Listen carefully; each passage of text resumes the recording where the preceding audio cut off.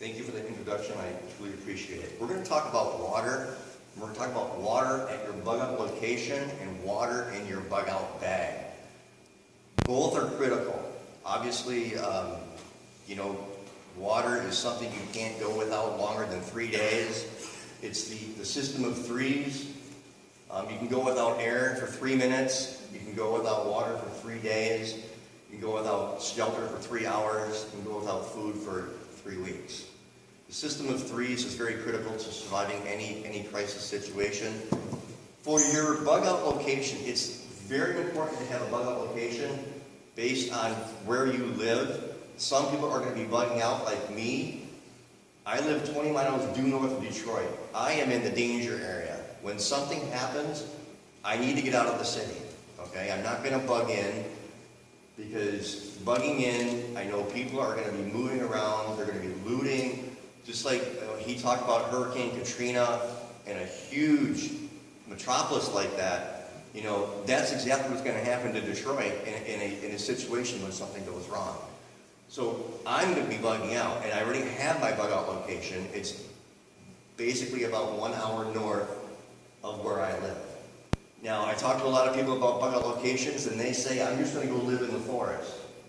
That's not going to work, because about you and 10,000 other people have that same idea. And you need to go somewhere where you're going to be able to stock stuff, build your preps, store your water, and you're going to have to get to that point at some point in time. Because this is Michigan, the weather is always changing. And today is a great example. We've had 90-degree weather for days on end, and today is like 65 and rain. So that's just a great example of the transition in weather that Michigan has. You're not just going to go up to the forest and live. So water at your bug out location, what's important about that is there's a system called the Berkey system. Obviously I don't have it because it's a larger system. It ranges between about $180 to $300 depending on which system you buy. But it is a home water purification system. Basically what it does, you can have any water inlet going to the purification system, and it literally filters out 99.9999 of viruses, of protozoas, of amoebas, of bacteria, everything that is in that river water or lake water or stream water or wherever your raw water source is coming from. The Berkey system is one of the better systems, if not the best. It's arguably the best for water purification at a designated area. So obviously that's not something you're going to have in your bug out bag. You're not going to carry that with you because it's a pretty good sized system. But it's a great system for purifying raw water at your bug out location. Now, in the field, in your bug out bag, I have 5 different ways of purifying water. Easiest would be a filter. And I have several filters that I use. The most safest way of purifying water is boiling.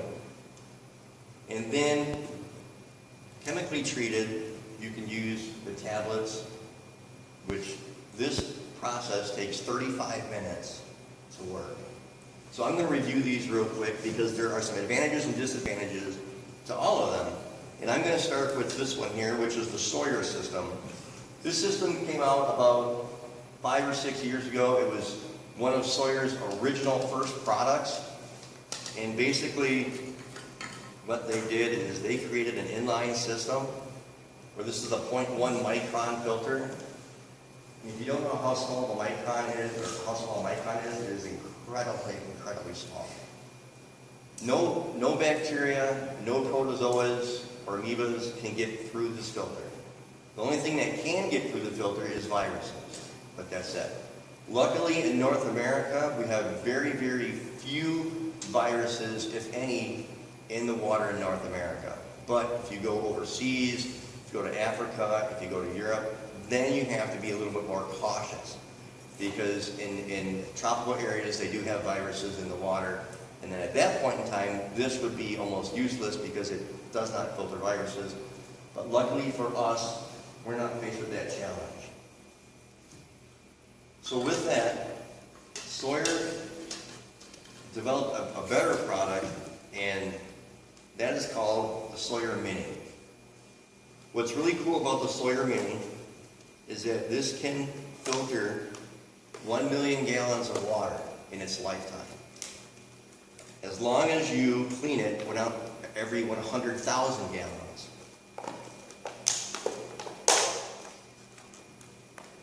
Now, what's neat about this is that it comes in a kit. This is the filter.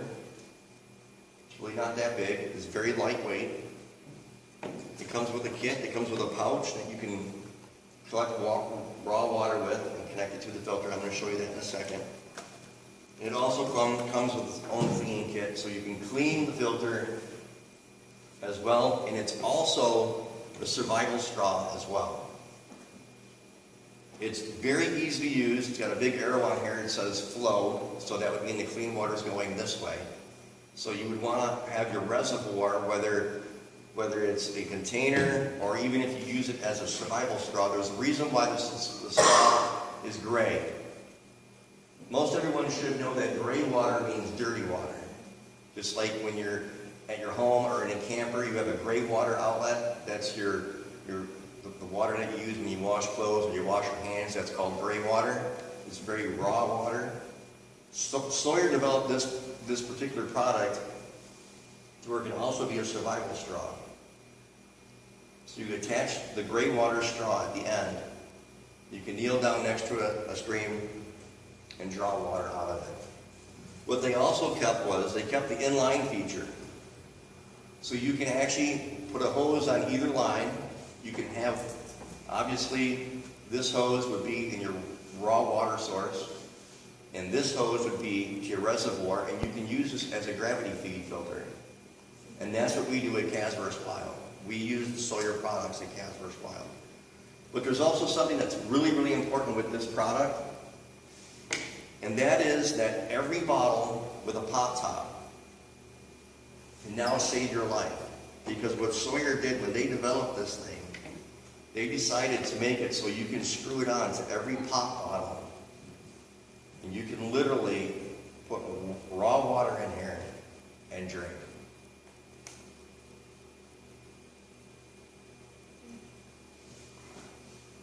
And it works like a charm.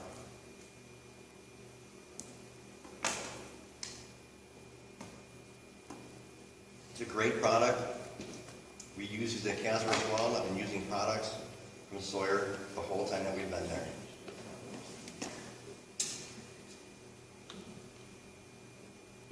And what's great about it is that you can't mistakenly screw it on the wrong end because there's no threads on the opposite end. So I see a lot of the water bottles here with the smaller cap. I recommend that when you buy water for your home, you buy it with the pop top, because that top's not going to work. You need the pop top, because that's a different type of thread, and this won't fit on here. So when you buy water, check for the pop top, okay? What I also recommend is that when you buy these bottles and you drink the water and you have the empty bottle, keep the empty bottle. The reason why I say keep the empty bottle is because you can take the empty bottle and throw it in your bug out bag. So when you're bugging out and you get to a water source, you can fill this with raw water and you have your filter. This way, you're not so dependent on a specific type of bottle. You're not so dependent on a survival system like this, because this is the only filter that will work for this bottle. If that makes any sense to you folks? Now, choosing the right bottle is also important. Now, let's say we're in a bug out situation, okay, and there is a skirmish 50 yards, 100 yards away, and you are in a position where you have to bear down and you can't move because maybe there's a gunfight, maybe there's two groups of people that are fighting over territory, or whatever the situation is. What's important is picking the right pop bottle top, because this bottle here is the wrong one, and here's why. If you're trying to be quiet because there's a skirmish somewhere and you want to drink and you're doing this, guess what? They're coming to find you. So you need this bottle. These simple things, these little things, the non-ribbed top bottle, the softer plastic is the one that you want. I can squeeze this all day and it's 10 times quieter. Now, moving on with that, using a pump. This product here is a great product when you can access the water, when you can literally walk up to it. You can kneel down into it, or you can just scoop it, but that may not always be the case. And that's where a pump comes into play. Now this is a Catadine Vario. This is also a 0.2 micron filter. Something unique about this, and that's because it's a pump. It's a dual pump. It's got 2 pumps on the inside. And why that is important is because it's a 2-pump system, meaning while one pump is drawing the water, the other pump is pushing it out. And then it reverses. So you are always drawing and pushing water through this filter. Every stroke pushes water through the filter. Unlike some other systems are a single pump system where it draws and pump. That would take you twice as long to fill the same size gallon bucket. For instance, if you were filling a 5-gallon bucket, this would take half the time because it's got 2 pumps. It's always drawing and pumping, or the other one is draw and pump. What's really cool about this, it's got a filter on the end, so it's going to filter out the larger debris. You can also draw water in an area of about a 1/2 inch deep. That's what's really cool about this. You can just literally set that in the water, and then you can draw your pump. Now what's also cool about this is that this hose. If you need to make this hose longer, you can. Maybe your water source is 20 feet away. That's as close as you can get. Maybe it's in a valley or a ravine or something. Just extend this hose out, and then you can get to it. The water pumps out the bottom for convenience. And the other important thing about this pump is that all of these bottles that have the universal lid, the universal 2-inch lid, fits right on there. So you can pump right into your bottle with clean water with this thing. The reason why it's important to have both, like I said, is accessibility to water. Opposed to being able to walk right up to the creek, as opposed to being, some obstacles in the way, some bushes, some logs, some things, you can actually access the water. Another way of purifying water is simply boiling it. Boiling it is arguably the best way to purify water because once you get into a running boil for a couple minutes, everything's done. Viruses, bacteria, everything. The only thing about boiling it is that it's time consuming. You have to build a fire, you have to get it hot enough, and so are these particular ways easier? Yes, but this way is guaranteed 100% your water is clean. But then after you boil it, you gotta let it cool down because you obviously can't drink it when it's 212 degrees. So you gotta let it cool. But this is by far the best way to purify water. And then purification tablets are also great. We use these at Casper's Wild as well for demonstration purposes only because it takes 35 minutes to purify the water. So it's a 2-tablet system. The white is the first step. The yellow is the second step. The first step takes 30 minutes. The second step takes 5 minutes. What this does is very much like boiling it. It kills everything. Viruses, bacteria, protozoas, everything. What the second step does, from when the first step is done, it's going to leave your water a rusty type color, much like the color of this shirt. And what the second step does is that it takes the color away. It makes the water cloudy but clear. And it improves the taste slightly. Now, the drawback to this This is not a long-term solution for purifying water. The longest I would use this product for is 2 weeks. Reason being, you're ingesting the chemicals. So that's why it's important to use this only in an emergency situation. The better things to use are the filters, boiling. Those are long-term solutions. The Berkey system at your home, that is a wonderful thing to have at your home is the Berkey system. And these are great products to have in your bug-out bag. Any questions up to this point? Yes. Sawyer also makes a home filtration system. You can go to their website, sawyer.com, SAWY. And Walmart, you can buy the mini filter at Walmart, but you can comparison shop on Amazon. Sometimes it's cheaper on Amazon. But please keep in mind the September 30th date when the internet changes, because they're talking about taxing everything heavily to even buy online. Okay, so now is the time to get your preps in order. If you're the type of person to buy online, just keep that September 30th date in mind. Thank you for that information. I appreciate it. Okay, so we got 2 more segments left, and I'm just going to touch on this segment real quick. I want to talk about why we're here. And talking with Lena, this is a monthly group, and this is something that we like to share with people. Not me; it's my first time here, but she likes to share this information with people and the importance of getting out there and doing it. Okay, I can't stress enough how awesome it is that you folks are here, and I just think it's so awesome that you're gaining the information. But as I've always said before, just having the information isn't enough. And so this chart here helps us out with that. So stuff hits the fan intervention through bushcraft preparedness and survival training. There's a reason why I chose the word intervention. The word intervention itself means to put something in between or to separate. So what we're doing is we are separating ourselves from the stuff hits the fan situation and our survival training.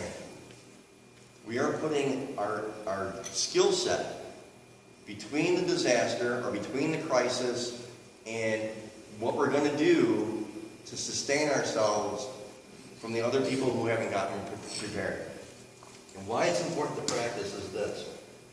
It's like a participation. No training or participation. You are totally dependent on the government. Red Cross, all your water, all your food, any clothing that you may have. Again, going back to New Orleans with the hurricane and the tornado that comes by and wipes your house out. You see it all the time. Red Cross shows up, Salvation Army shows up. They got food, water, and those are for all the people who aren't prepared. But if you prep and you prepare, the odds of that happening to you are greatly reduced. Manipulative training or participation. That means when your husband or your wife is twisting your arm because one of you is on board, but the other one isn't. That can be a very challenging situation. I run into that a lot, where the wife or the husband understands it and the other partner of that relationship doesn't. I don't understand why my wife is buying all this food and all this ammo and all this water and why we're storing it. And so the wife says, well, I'll let you watch the game tonight if you come to this meeting with me. It's manipulative training. Passive training and participation. That's what this is today. It's passive information. It's information that we're all giving out and we're all getting. We've had some great information today. And again, I can't thank everyone enough for those who participated in giving information, because it's really important all the way around. But it's passive. All we're doing is we're absorbing it. We need to do something with that information. Which is then the next step. Educational training and functional participation. That's going to be my next step. I'm actually going to show you how some of these tools work. I'm going to make fire using a ferrocerium rod. I'm going to make 4 different fires. using a Pharisee rod. Okay? Educational training and interactive participation. That's where the rubber hits the road. That's what Casverse Wild is all about. At that point in time, we are actually in the forest. We're actually doing it. You're learning it, hands-on. I'm not the only instructor that's out there, okay? If you go to my website, casversewild.com, you'll see at the top, it says we are a community website. So I am not the end-all, be-all. What my philosophy on survival is it's about the community. My website is about the community and the people as a whole and how that's important. The reason that's important is everybody has a different skill set. And everybody needs everyone else to survive. One or two people are not going to make it through this crisis situation or a bug-out situation or a disaster situation because we all need to depend on one another for that information. And that's why it's so important that we get out there and we practice and we learn it. Like I said, the classroom stuff is awesome. But getting out there and getting your hands dirty, getting your elbows and knees dirty, building a fire.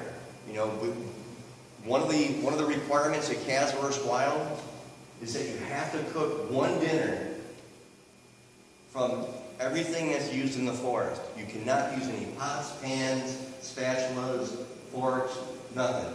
The only thing you're allowed to use is what's in your bug-out bag and the stuff in the forest. We've made makeshift barbecue grills. We've made survival ovens. Last year we took 2 chickens out. We did them from live to stomach. We did the whole process out there of harvesting the chickens from beginning to end, and then we ate them at the end. We videotaped the whole thing and how we did it.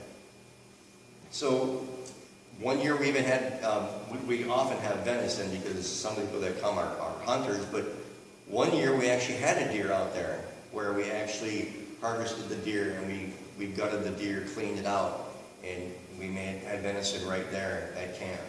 So these are the things that we're doing out there, and that's why it's so important that the classroom education goes hand in hand with the hands-on education. And then lastly, it's up to you. Fundamental training and continuous self-mobilization. That is the most important thing, is that after we leave this classroom, after you leave Casverse Wild, that when you're at your home, go in your backyard. Keep practicing how to build that fire. Keep practicing how to filter that water. Keep understanding and going to your local parks and doing a walkthrough and just trying to pick up things as you're going, you know, little things that might make bugging out easier. You know, talking with your neighbors, finding out where they're at, you know, what are they doing to prepare, if anything. And then always be ready for that one situation when stuff does hit the fan. Be ready for that knock on the door when it is your neighbor. Because they know you're ready, and they're not. So this is what we do at Casverse Wild, is we make it real, we make it happen. We make it a bug-out situation as best as we possibly can within what the guidelines of the law allow us. And so that's why it's real important. Any questions at this point? Yes? When your neighbor comes to your door, and then he's going to bring more neighbors, and they're going to bring more neighbors, and they're going to bring more neighbors, then what? And some might come with guns, we know that, so then what? I'm glad you asked that question, because there is believe it or not, there is a Twilight Zone episode called The Shelter. And it's exactly that scenario where, you know, at the time Twilight Zone came out, you know, America was still family-oriented. So it's in that situation where a family who has a shelter in their basement is having a party with their neighbors. And then on the radio, I do believe it says that there's a UFO in the area. And so the people who are having a party, they all scatter. And then the people who own the house, they go to their shelter.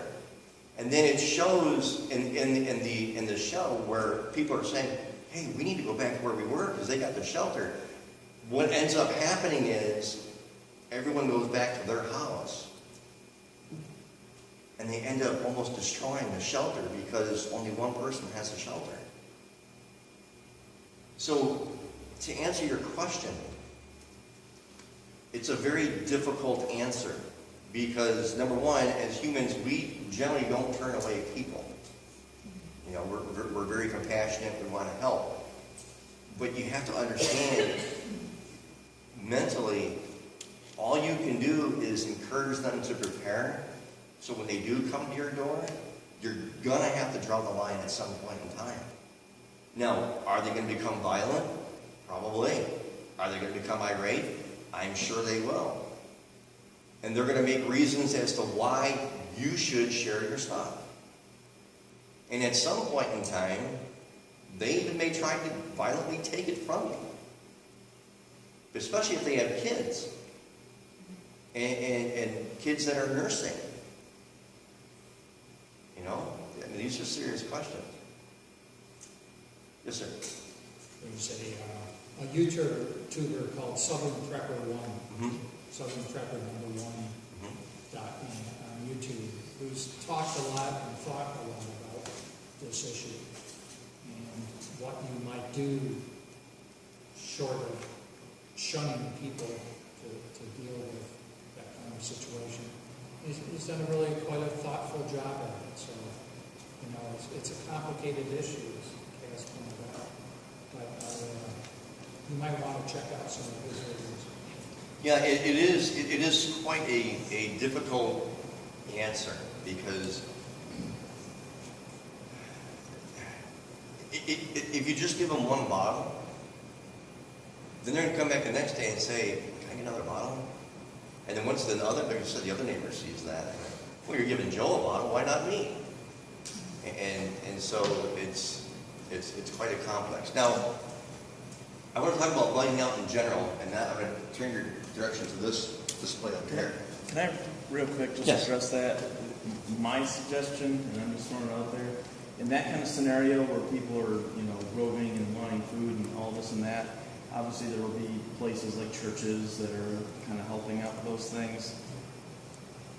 Let them know everything I have to spare, I've given to the church to go out to people. If you would like, help or hand out whatever, go to this location and they will, give you what I have to give. But everything I have to give, I gave extra to those places. That's a great answer.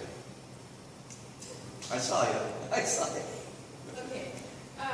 Good point on that, because we've talked that before here, that it would be good to know where the distribution points are to refer people to. But if you're going to prep, you need to be careful that you're not telling everybody that you're prepping. Okay, it's nobody's business what you're doing or how much you're doing. I think that's just being smart. I don't think you're hiding things, and it's your personal business, your personal life. So you do have to take caution there as far as talking about it to certain ones. And this is where you have to be led of the Lord. If you're a Christian and you're spending time with God, He's going to tell you, what you need to be prepping and how much and who to share with. It's just like now, everybody knows people that are going through a hard time or it's poor or whatever, and the Lord lays them on your heart to help them, whether it's financially or give them food, or whatever. And so you're doing that now, and you're going to be doing that more later. You always hear me saying, get yourself in a position to help others, don't be the beggar. Because if you don't have stuff laid away to be the helper, then you're the beggar or the refugee. So, we are to help people, but you have to use discernment, okay? And the only way you're going to get discernment is if you're spending time with God. That's my personal opinion there. He expects you to use wisdom in things and just be smart about who you're talking to about your preps, friends and family, that type of thing. To me, the Bible is full of verses on preparing, why you need to prepare. The Bible gives you a heads up in Matthew chapter 24 about what end times will look like.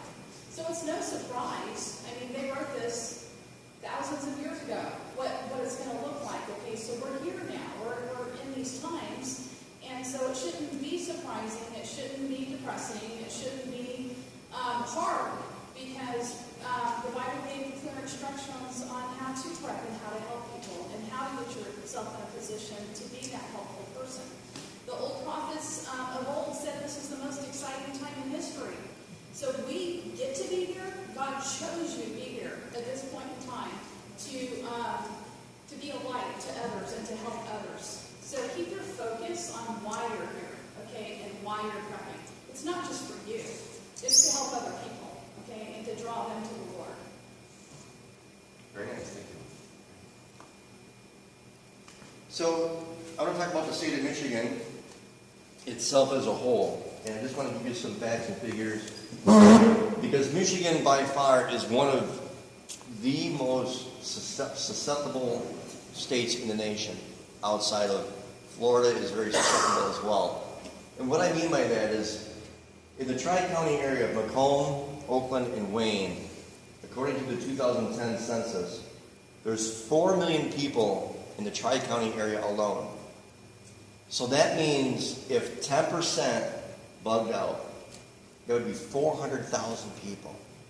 And each arrow represents 100,000 people. The thing about Detroit is where it's located. There's only 154 degrees of direction that you can go. You can't go northeast from the city. Why would you go to Port Huron? You're putting yourself right on the edge of the water. You're locking yourself in. You can't go east from Detroit because you're already on the edge of the water unless you're going to swim across the Detroit River and go to Canada. You can't go southeast because you're going to be right in the heart of the city itself. And you can't go due north because the water comes across and still you're going to be in a highly densely populated area. So there's only really 4 ways that people can leave the Tri-County area. And with the population being at 4 million, like I said, only 10% is 400,000 people. That's 100,000 people per arrow. So you take the thumb area. Do you really think the thumb area can handle 100,000 people on limited water, limited food, limited resources? And what about the people that are already there? They already own, that's prime farmland. You know, they already own that land. So when they find out that we're coming, do you think that they might block off their roads? Are they going to protect and defend their property? So when people are choosing to bug out, and people on the outskirts of that area find out about it, you know, you got to think about that too. You got to think about how they're going to feel. Are they going to defend their property? What are they going to do? Are they going to block the main road coming into their town? Possibly. Very well possible. Now, there's another thing about Michigan that's rather interesting. Is that let's say that there is a large crisis area that happens inside the state. You know, they could easily seal the state off at the bottom, at the border between Ohio and Indiana. They could just seal us right off. And what would we do? Are we going to swim across the Great Lakes to get to another state? No, we're not. They could seal off half the state. Michigan is very, very vulnerable to situations that may include martial law if something like that happens. I'm not saying that it's going to, but I'm just saying, you know, Michigan is one of the easiest states to seal off. Even on the Upper Peninsula is the same way. They could just seal this off and say, all right, you guys are on your own. It's something that you really need to think about. You know, being surrounded by water on 3 sides is great. You know, the United Nations controls 100 miles inland throughout the whole United States, the whole border of the United States. So Michigan, the UP, that's within that 100 miles, okay? So UN controls that now, okay? So when martial law happens or, you know, a crisis or whatever, that's where you're going to see a lot of control coming in from the UN. That they have free reign within 100 miles of the border, all around the United States. Google it. Yeah, that's actually true. It's actually true. I'm aware of that. Good fact. So, this is pretty much my presentation on water and water in your bug out bag and at your bug out location. I can't stress enough, it's very important if you're gonna bug out, you need to have a spot that you're going to. Now, some people who have a farm, who have 100 acres, they're gonna choose to bug in. They're gonna choose to stay where they're at, which is absolutely fine. I mean, there's nothing wrong with that, if that's what you choose to do. Just make sure that you prepare your area and you prepare it the best that you can. Because if you are out of the city and people choose to bug out, you have to be prepared for this movement of people. It's just very real. So any other questions? All right, great. I appreciate that. Now we're going to move on to making fun.